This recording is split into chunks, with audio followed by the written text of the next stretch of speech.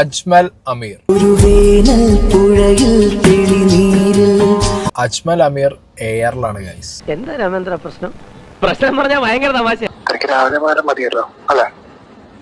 അപ്പൊ ഞാൻ എവിടെ നിൽക്കും? നമുക്ക് എന്റെ ഫ്ലാറ്റിലേക്ക് പോയാലോ? അവിടെ ആരുമില്ല, കുറച്ച് ഫ്രീ ആയിട്ട് സംസാരിക്കാം.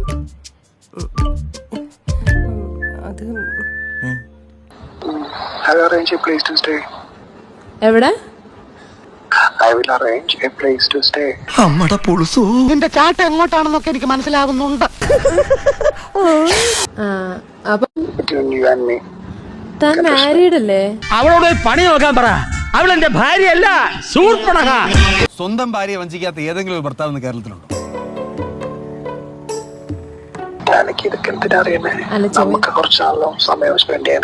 ഭവാനി ഒന്ന് മനസ്സ് വെച്ചാൽ ഈ കലവറ നമുക്കൊരു മണിയറയാക്കാം.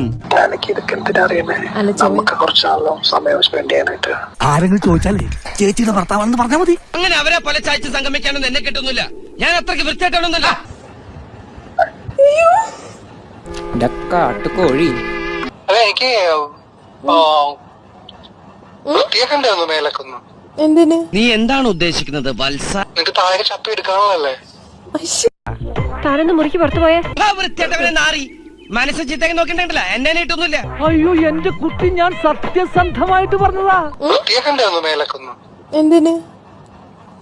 താഴെ ചപ്പി എടുക്കാനുള്ളല്ലേ?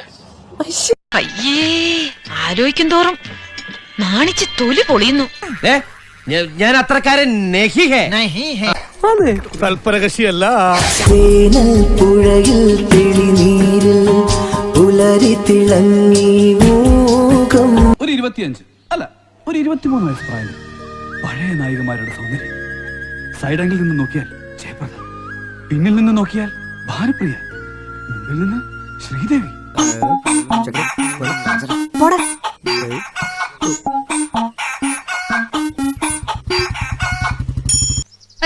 അതും അശ്ലീല സാഹിത്യകാരന്മാരെ വരെ ലജ്ജിപ്പിക്കുന്ന തരത്തിലുള്ള വർണ്ണനകളും. നിനക്കതിലൊരു ഭാവി ഉണ്ട് മോനെ. എന്റെ പൊന്നു ദിനേശ, പണ്ടോട്ട് നിനക്ക് പെണ്ണുങ്ങളെ കാണുമ്പോഴേ 5ാം ക്ലാസ് തൊട്ട് ഞാൻ കാണുന്ന. ഞാൻ കുളിച്ചു. ഇന്ന് ബാത്തപ്പി കിടക്കുമായിരുന്നു കുറെ നേരം. Rose water. കൊളക്കോഴി കൊത്തുന്നുണ്ടെന്നാ തോന്നുന്നേ. എന്നാ ഞാൻ കുറച്ച് തവിടും പിണ്ണാക്ക് വിട്ട് കൊടുത്തേക്കാം. 2 മണിക്കൂർ ബാത്തപ്പിൽ. പെമ്പിള്ളേർക്ക് ഇപ്പൊ ക്രേസ് മധ്യവയസ്കരെയാ. ഞാൻ എന്തോ ചെയ്യും? എല്ലാവർക്കും എന്നെ മതി. വളർത്തി വളർത്തി കൊല്ലാനാന്ന് കൊളക്കോഴി അറിയുന്നില്ലല്ലോ. ഹലോ, കൊറേ ഉണ്ട് ഇയാളെ കുറിച്ച് കംപ്ലൈന്റ്. പുതിയ പരാതി എഴുതിക്കോ.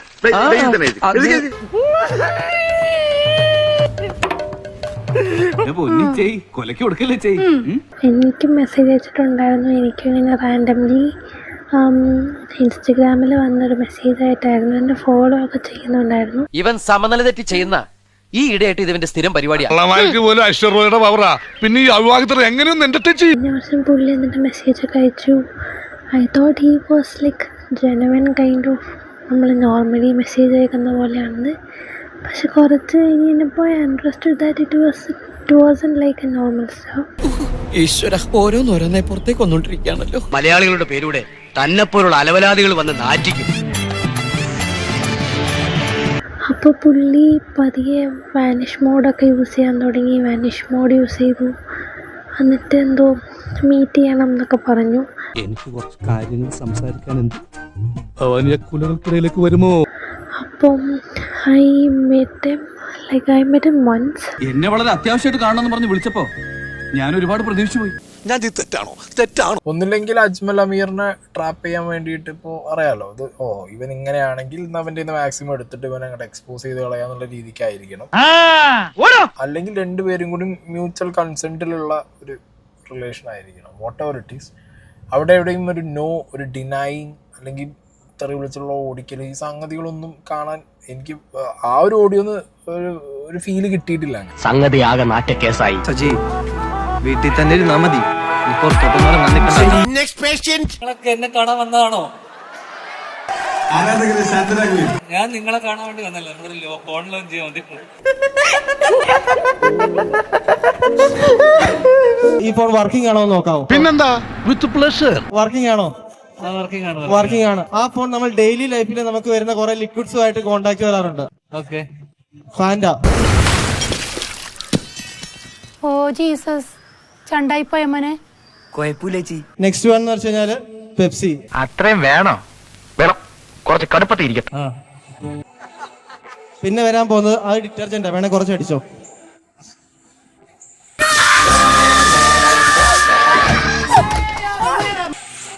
അടിച്ചു ശരിക്കും അടിക്കും, പതയട്ടെ. പൊട്ടിത്തെറി. പതയുന്നുണ്ടല്ലേ? അതേന്നുണ്ട്. ഈ ഫോൺ നമ്മളിങ്ങനെ പതിഞ്ഞിരിക്കുന്ന ഫോൺ ഇങ്ങനെ നമ്മുടെ കയ്യിൽ താഴേക്ക് വീഴാൻ ഉണ്ട്. പൊട്ടാൻ ചാൻസ് ഉണ്ടോ? പറയാൻ പറ്റില്ല. സാധാരണ ഫോണെങ്കിൽ ചിലപ്പോൾ പൊട്ടാൻ ചാൻസ് ഉണ്ട്. എങ്ങനെ പോലും ഒരു 10,000 രൂപയ്ക്ക് മുകളിലേക്ക് അതിന് പോസ്റ്റ് വരും. പക്ഷെ ഇത് ഓപ്പോയുടെ F31 സീരീസ് ആണ്, ഇത് പൊട്ടത്തില്ല. ഒന്ന് എറിഞ്ഞു തന്നെ ഞാൻ പൊട്ടിച്ചേരാൻ വേണം. ദൈവമേ, ശത്രുക്കൾക്ക് പോലും ഇങ്ങനൊരു ഗതി കൊടുക്കരുത്. അത് എറിഞ്ഞാ പൊട്ടിക്കാൻ ഞാൻ ഇനി ഇവിടെ നിന്ന് അഴിവണ്ടാവാ, നമുക്ക് അങ്ങോട്ട് മാറിയിക്കാം. നമ്മള് ദേഷ്യം കൊണ്ട് എറിഞ്ഞാ പൊട്ടിക്കാനാണെങ്കിൽ ഏത് ഫോണും നമുക്ക് സംശയമായിരുന്നു അല്ലേ? ഇത്രയും കാര്യങ്ങൾ ചെയ്തിട്ട് ആ ഫോൺ എന്തെങ്കിലും കുഴപ്പമുണ്ടോ നോക്കിയാൽ. വർക്കിംഗ് ആണോ? ടച്ച് പ്രോപ്പർ ആയിട്ട് വർക്ക് ചെയ്യുന്നുണ്ടോ?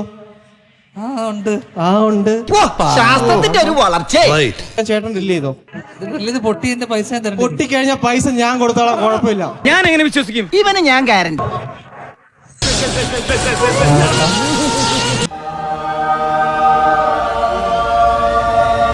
ഇയാൾക്ക് എന്താണോ വയ്യേ? എങ്ങനെയുണ്ട് ഒരു അഭിപ്രായം പറയാം. ഇനി കൊള്ളാം. ഗെയിം കളിക്കാറുണ്ടോ? ഇല്ല. ഫോട്ടോ വീഡിയോ എടുക്കാറുണ്ടോ? ഇല്ല. ഒന്നും എടുക്കാറില്ല. പിന്നെ ഫോൺ എന്തിനാ? ആരും വിളിക്കുമ്പോ എടുക്കാൻ. കൊറേ നേരം വിളിച്ചുകൊണ്ടിരിക്കുന്ന സമയത്ത് ആ ഒരു ഫോണിനകത്ത് ഹീറ്റ് ആവാറുണ്ടോ? ഫോൺ ഹീറ്റ് ആവാറുണ്ടാവും. ഹീറ്റ് ആവുന്ന അത്ര ഉപയോഗിക്കാറില്ല. ഉരുളക്കുപ്പേരി കോളേജിൽ നിന്ന് ഡിഗ്രി എടുത്ത് വന്നിരിക്കുകയാണ് ഒരു തർക്കക്കാരൻ. ഇതെല്ലാം കൂടെ എന്തിനു കിട്ടും? എത്ര രൂപ തരും ഈ ഒരു ഫോണിന്?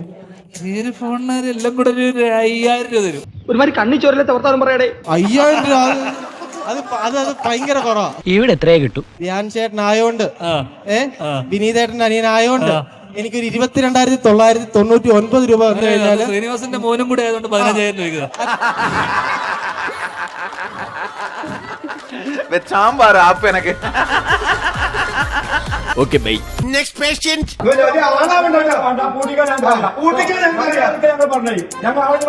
ഒന്ന് പോടാപ്പാ, പോയി തരത്തി പോയി കളിക്കടാ.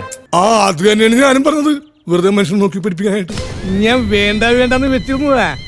വിപ്ലവ വീര്യം കൂടി കത്തിജ്വലിച്ചെത്തിയ സമരക്കാരോട് ഇതായിരുന്നു ആ ഉദ്യോഗസ്ഥന്റെ നയം. നിന്നോടൊന്നും മലയാളം പറഞ്ഞാൽ മനസ്സിലാവത്തില്ലയോ? നിന്ന് സമയം കളയാതെ പോടാവേ.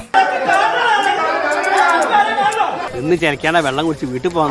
നീ ആരടാ എന്ന ചോദ്യം കൂടി വന്നതോടെ ആകെ പെട്ട അവസ്ഥ. ഇവൻ എന്നെ കൊണ്ട് LIC എടുപ്പിക്കും, ഉറപ്പിച്ച്. സഹിക്കല്ലാതെ എന്ത് ചെയ്യാ? തൊട്ടടുത്തിരുന്ന ഉദ്യോഗസ്ഥയോട് എഴുന്നേറ്റ് പുറത്തു പോകാൻ പറഞ്ഞപ്പോ അവരും ഇരുന്നിടത്തു നിന്ന് അനങ്ങുക പോലും ചെയ്യാതെ കൊടിയേന്തിയ സമരപടനെ ഗൗനിച്ചതേയില്ല.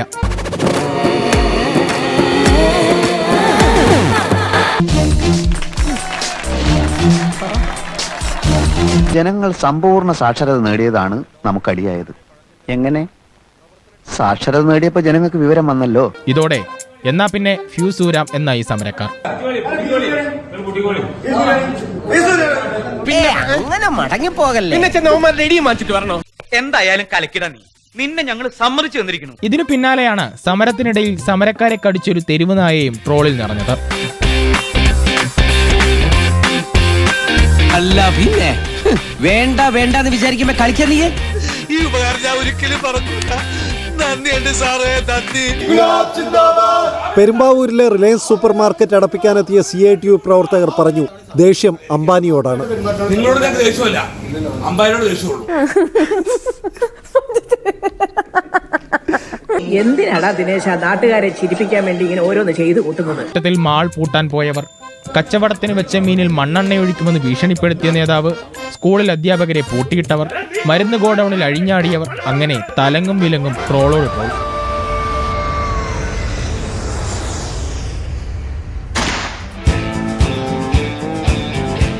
എന്താ ഉത്തമ ജനങ്ങൾ നമ്മളോട് ഇങ്ങനെ പെരുമാറിയത്?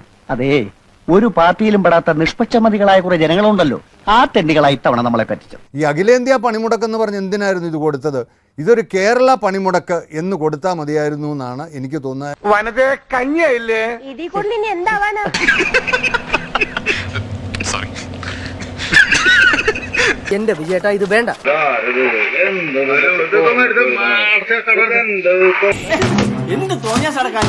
ഗുരുവായൂരിൽ സാധനങ്ങൾ വാരിവലിച്ചിട്ടായിരുന്നു സമരാനുകൂലികൾ കടകൾ അടപ്പിച്ചത്. പുതിയ പരാതി എഴുതിക്കോ. ഇതും കൂടി കൂട്ടിയേ 19ാമത്തെ കംപ്ലൈന്റാ. ഇതങ്ങ് വെറുതെ വിട്ടാ പറ്റില്ല, നമ്മൾ പ്രതികരിക്കണത്. CITU പ്രവർത്തകർ സർവീസ് നടത്തിയ ഓട്ടോക്കാരനോട് കയർക്കുന്ന ദൃശ്യം.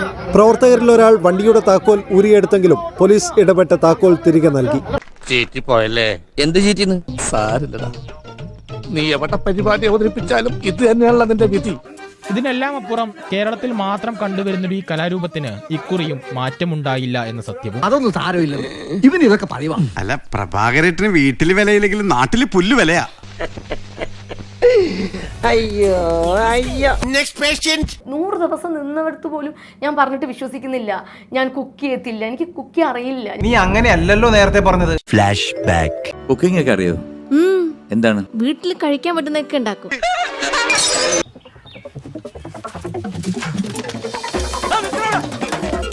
കോള് വരുമ്പോ എല്ലാം കൂടി ഒന്നിച്ചു വരും.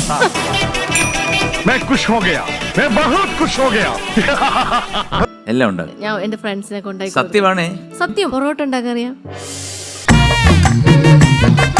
എന്തൊരു കള്ളനാ.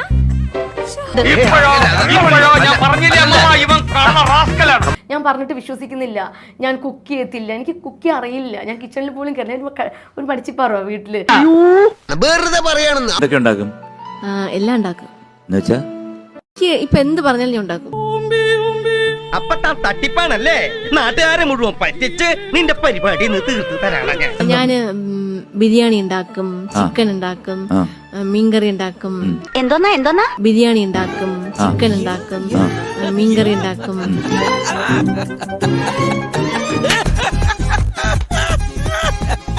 എന്നെ സംശയിക്കരുത്.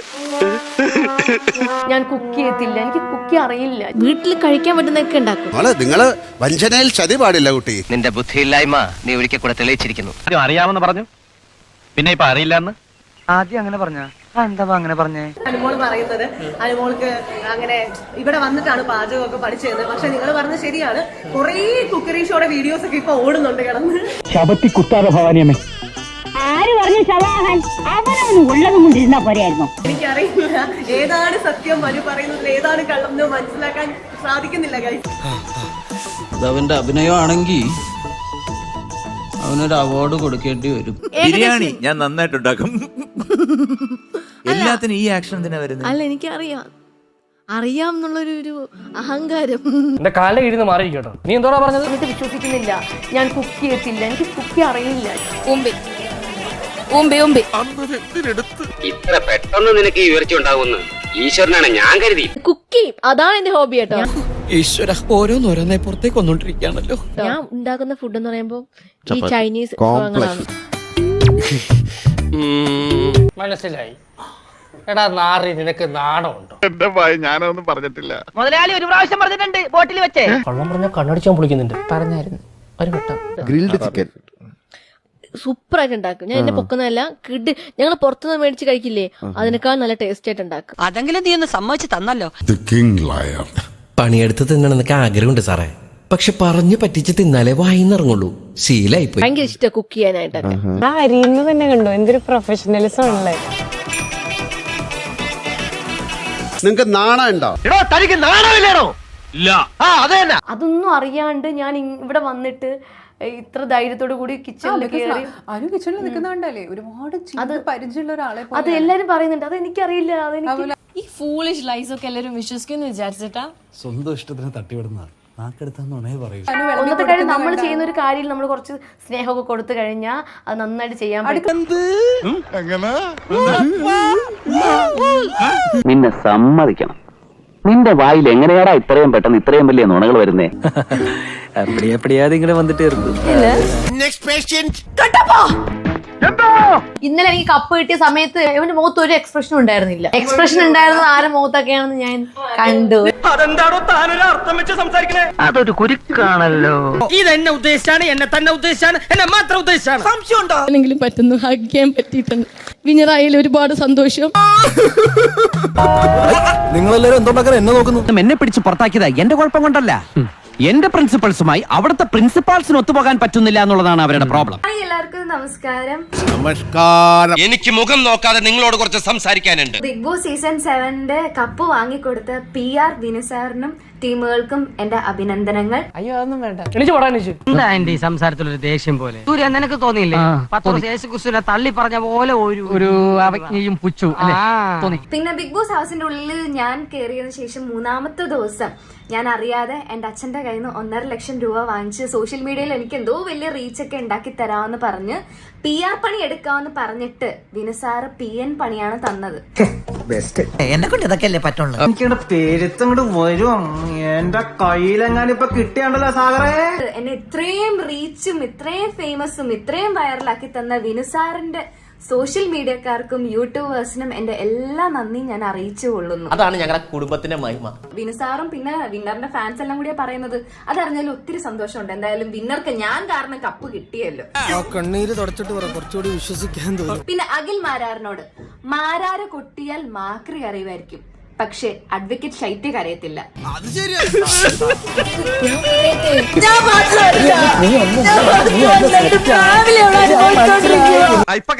അല്ലെങ്കിൽ പിള്ളേച്ചൻ നുണ പറയുന്നതായിരിക്കും. നിലപാടുള്ളവർക്കേ ശത്രുക്കൾ ഉണ്ടാകത്തുള്ളൂ. ബാക്കിയുള്ളവരെ പ്രീതി പിടിച്ചു കിട്ടാൻ വേണ്ടിയിട്ട് എനിക്ക് എന്റെ നിലപാട് മാറ്റാൻ ഞാൻ ഉദ്ദേശിക്കുന്നില്ല.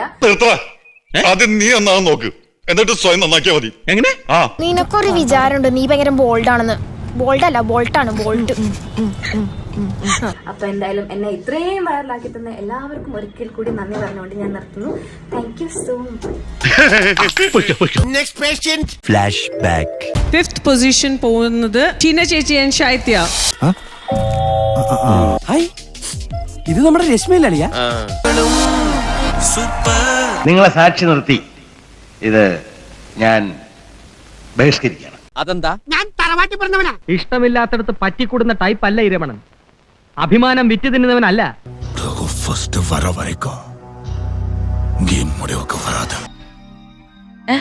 വേണ്ടെന്ന് മൊമെന്റ് വേണ്ട. തന്നോടല്ലേ പറഞ്ഞു വേണ്ടെന്ന്. അത് മോശമായി. ഓക്കെ, എവിടുന്ന് വന്നുണ്ട് ഈ പന്നി? മൊമെന്റ് വേണ്ട.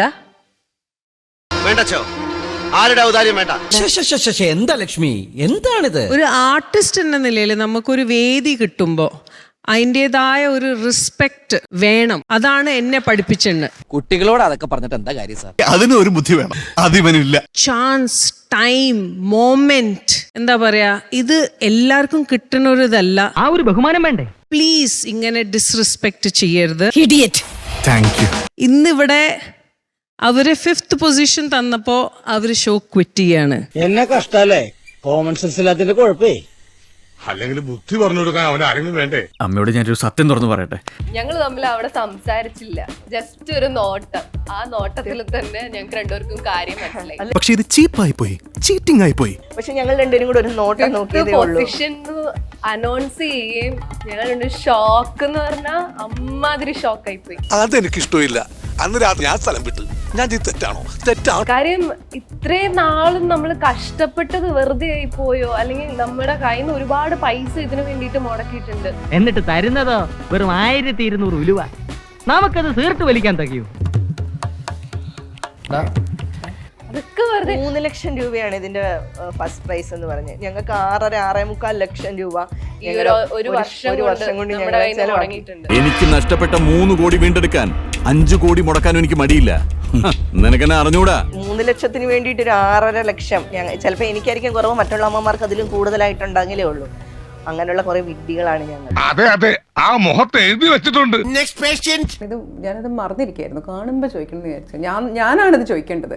അവിടെ പലയിടത്തും പറഞ്ഞല്ലോ 2 ദിവസം മുമ്പാണ് എന്നോട് പറഞ്ഞത്, 3 ദിവസം മുമ്പാണ്. എന്റെ മൊത്തൊക്കെ പറയാൻ പറ്റുമോ 3 ദിവസം മുമ്പ് അറിയിച്ചെന്ന്? ഇല്ല, അതൊരു. അപ്പൊ എന്തിനാ അവിടെ പറഞ്ഞുകൊണ്ടിരുന്നത്? എന്നെ 2 ദിവസം മുമ്പാണ് ഇവിടെ വിളിച്ചത്, എന്നെ 3 ദിവസം മുമ്പ് മാക്സിമം എന്നൊക്കെ. അതന്നത്തെ ചോരത്തിളപ്പിന് അതിൽ ഞാൻ ഇന്ന് ഖേദിക്കുന്നു. അനീഷിനെ ആദ്യമായിട്ട് വിളിച്ച് അനീഷ് ഇന്നാന്ന് പറയുന്ന ആള് ഞാനാണ്. ആ വിളിച്ച കോളും എന്റെ കയ്യിലുണ്ട്, അന്ന് അയച്ച മെസ്സേജും ഉണ്ട്. അത് കഴിഞ്ഞിട്ട് അതിന്റെ ബാക്കി കാര്യങ്ങളും ഉണ്ട്. അയ്യോ സുന്ദര, നീ വല്ലാതെ പേടിച്ചിരിക്കുന്നു. ഞാനില്ലേ, ധൈര്യമായിട്ടിരിക്കുക. ഞാൻ എന്നിട്ട് സർപ്രൈസ്ഡ് ആവുമായിരുന്നു. എന്നെ എല്ലാരും വിളിച്ചു ചോദിച്ചു 2 ദിവസം മുമ്പാണ് അനീഷിനോട് പറഞ്ഞു. എന്തിനാ അങ്ങനെ ഒരു കള്ളം? തനിക്ക് നാണാവില്ലടോ. അത് ആക്ച്വലി അത് കള്ളം എന്ന് പറയുകയാണെങ്കിൽ ഞാനത് അക്സെപ്റ്റ് ചെയ്ത് തരുന്നു. അത് താനല്ലല്ലോ തീരുമാനിക്കേണ്ടത്, ഞങ്ങളല്ലേ തീരുമാനിക്കുന്നത്. പക്ഷെ ഇത് എന്താ കാര്യം എന്ന് വെച്ചിട്ടുണ്ടെങ്കിൽ നമ്മൾ കുറെ നാള് ഒരു സ്ഥലത്ത് നിൽക്കുകയാണെങ്കിൽ നമുക്ക് ചില കാര്യങ്ങൾ ചിലപ്പോൾ മറന്നു പോകാനുള്ള സാധ്യതയുണ്ട്. ഈ അറിവ് എവിടെ നിന്ന് കിട്ടി? പത്രത്തിൽ നിന്ന് അടിച്ചു മാറ്റിയതാ.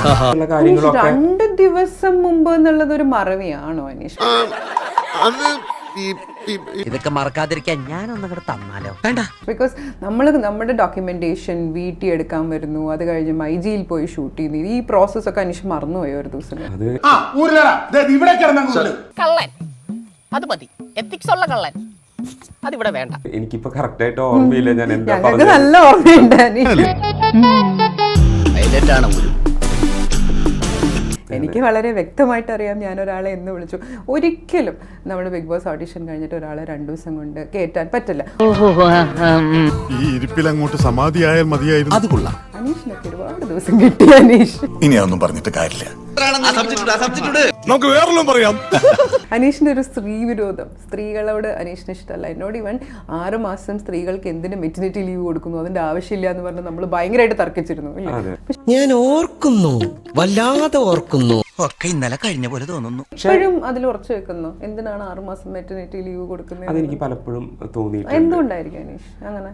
അനീഷിന്റെ വേർഷനാണ് ഞാൻ ചോദിക്കുന്നത്. ഞാൻ പറയാം, പക്ഷെ നിങ്ങൾ വിശ്വസിക്കണം. ഒരു മെറ്റേണിറ്റി ലീവ് 6 months കൊടുക്കുന്നത് പലപ്പോഴും ഒരു പ്രിവിലേജ് ആയിട്ട് സ്ത്രീകൾ എടുക്കുന്നതായിട്ട്. സ്ത്രീകളുടെ പ്രിവിലേജ് ആണ്, കാരണം സ്ത്രീകളാണ് പ്രസവിക്കുന്നത്. അപ്പോൾ പ്രിവിലേജ് ഉണ്ടാവുമല്ലോ സ്ത്രീകൾക്ക്.